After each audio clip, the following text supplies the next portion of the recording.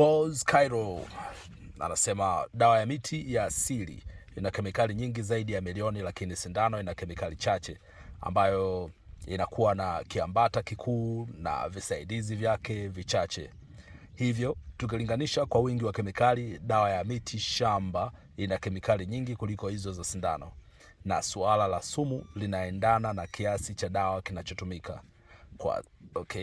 Kwa sindano kiasi cha sumu kinakuwa si kikubwa sababu dozi ya matumizi inafahamika, lakini kwa dawa za miti shamba ni ngumu kuwa na dozi kamili, hivyo hata sumu yaweza kuwa kubwa.